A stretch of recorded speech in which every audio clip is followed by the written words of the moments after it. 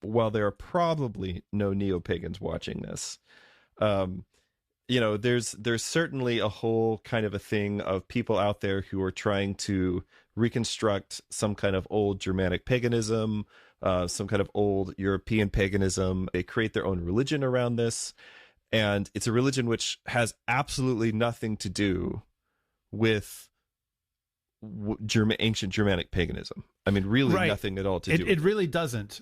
The thing you got to know is that all of our sources for Norse mythology are written by Christians. Several hundred years, in most cases, after the fact. Christians who had never worshipped Thor. Christians who had never met a Norse pagan. The only real evidence that we have, solid evidence that we can really point at as being, okay, this is authentically Norse paganism. The only real evidence that we have for that is all archaeological. Right. And it's mostly slaves who were drowned in bogs. Yeah, digging up sacrificial. Lots of human sacrifice. Lots of human sacrifice. So, I want to point this out and really drive this home because it is not clear to us how much of this Snorri gets right. We don't know.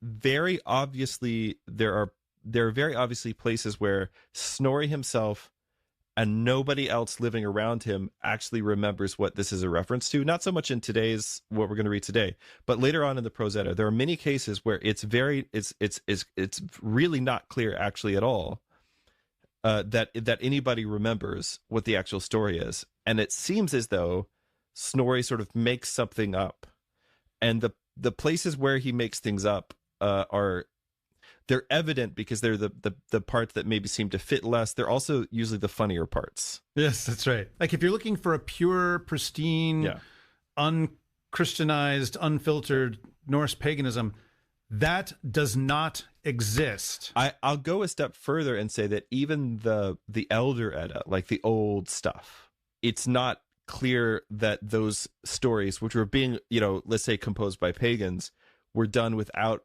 influence from Christianity.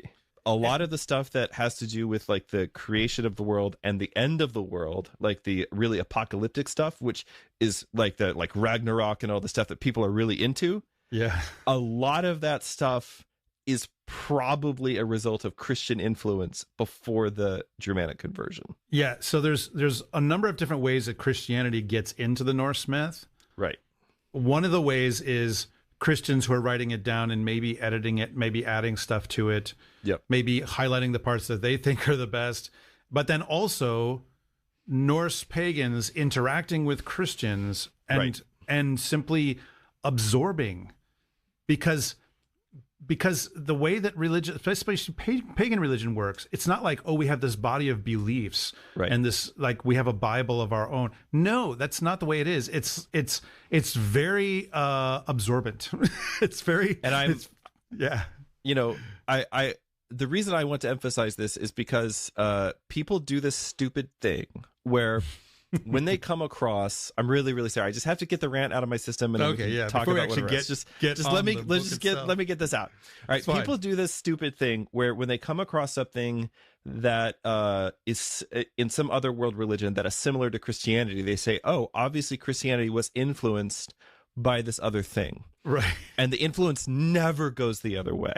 And so I've run into people who have said, "Oh, the story of Jesus being crucified, that's actually just from the story of Odin hanging himself on the world tree," which is like on its face, okay, insane. I was gonna say, on its face, that's hilarious. Like even if you believe that the Odin story is completely pre-Christian, completely not influenced by Christianity, which actually I kind of think it probably is. Even if you believe that, the dates don't work out, people. Right. When Jesus is crucified on the cross, and there's first century attestations to that, no one there had ever heard of Norse mythology. I will not have any time to explain this today, but Odin is a significantly later deity in the Norse pantheon. Yeah.